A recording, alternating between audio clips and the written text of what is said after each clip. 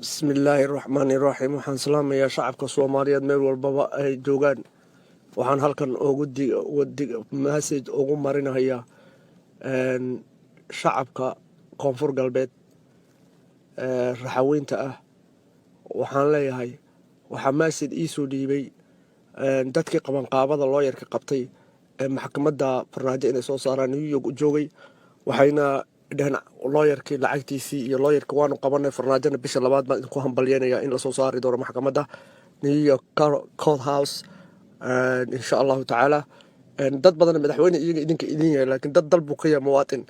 marka isagoo madaxweynaha loo yeeri doona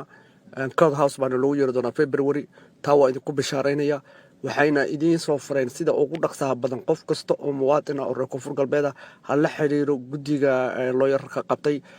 lacagta hala bixiyo dal ha joogo ama dibad ha joogo nin kasta oo wax haysto lacagta looyarka la bixiyaa la leeyahay intaasaan rabay inaan idin sheego waxaan idinku hambalyeynayaa bisha labaad in farmaajo maxkamad lagu yeeri doono New York Court House insha Allah taala waxaan leeyahay dadka koonfur Afrika looyarkii maanta ugu dambeysay way soo gaadhay maaragtay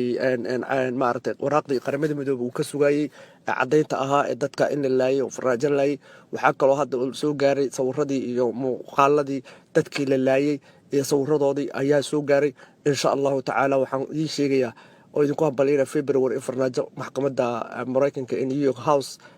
York Court House lagu yeeri doono halkaan uusan dib dambe ugu soo bixinin gul iyo gobonimo dhiigii shacabkii koonfur galbeed waa idinku bishaaraynaya بإذن الله الكريم waxaan idin leeyahay lacagta la bixiyo hala xiriiro guddiga say fariinta ii soo fureen qabanqaabada ku jira New York joogo reer koonfur galbeed ah maaragtay dacwada furay sida ugu dhaqsaha badan qof kasta oo muwaadin ah lacag oo reer koonfur galbeed oo wax haysto waa inuu guddiga sanduuq iyaga idin soo sheegi doono lacag waa in loo diraa si looyarkaasi loo maaragtay lacag waxaysi loo siiyo intaasaan idin la socodsiinaya intaan baan u soo galay khayr baan idin rajaynaa wassalaamu calaykum waraxmatullaahi wabarakaatuh